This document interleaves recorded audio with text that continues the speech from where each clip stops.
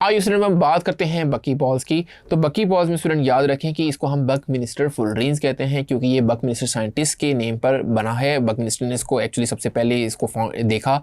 इसमें क्या होता है, 40 से लेके 100 कार्बन एटम्स होते हैं। तो ये आपने ध्यान में रखना है कि 40 to 100 कार्बन एटम्स इसमें पाए जाते हैं। इसका हॉलो केज लाइक स्ट्रक्चर होता है, जैसे आपकी स्क्रीन पे शो भी हो रहा है कि एक cage like, hollow cage like एक स्ट्रक्चर सा है।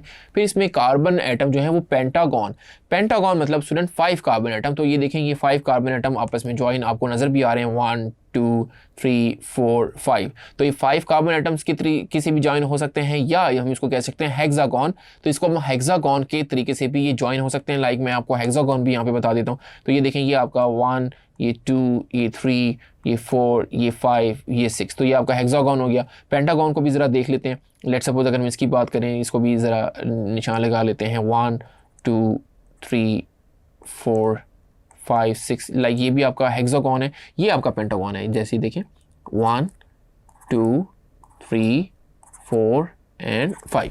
सो होपफुली स्टूडेंट आप क्लियर हो गया होगा कि इसमें पेंटागॉन का स्ट्रक्चर भी बनता है और इसमें हेक्सागॉन का स्ट्रक्चर भी बनता है। अब देखते हैं कि इसके यूज़ क्या है। तो ये एज ए सेमीकंडक्टर यूज़ होता है और एज ए लुब्रिकेंट के तौर पे भी हम इसको यूज़ कर सकते हैं। सो होपफुली स्टूडेंट आपको बकमिनिस्टर फुलरीन्स के बारे में भी अच्छे से क्लियर हो गया होगा। और ये याद रखें कि ये एलोट्रोपिक फॉर्म ऑफ कार्बन है। ये भी बड़ा इंपॉर्टेंट है कि ये कार्बन का एलोट्रोपिक फॉर्म है। जैसे ग्रेफाइट है, डायमंड है, तो ये भी एलोट्रोपिक फॉर्म है। एलोट्रोपिक फॉर्म का मतलब ये होता है कि जिनका एलिमेंट उसमें सेम होता है, जैसे कार्बन है, बस उसकी जो स्ट्रक्चर है वो उसका डिफरेंट होता है। जैसे कार्बन में कार्बन है वो डायमंड में भी है, कार्बन ग्रेफाइट में भी है और कार्बन बकी बॉल्स में भी है, लेकिन उनका जो स्ट्रक्चर है वो डिफरेंट है, प्रॉपर्टीज उनकी डिफरेंट होती है। तो यही प्रॉपर्टी एक्चुअली क्या कहलाती है, एलोट्रोपी कहलाती है। और ये जो फिनोमेना है हम इसको एलोट्रोपी कहते हैं। तो स्टूडेंट होपफुली आपको ये टॉपिक अच्छे से क्लियर हो गया होगा अबाउट बकी बॉल्स या बकमिनिस्टर फुलरीन्स। Thank you.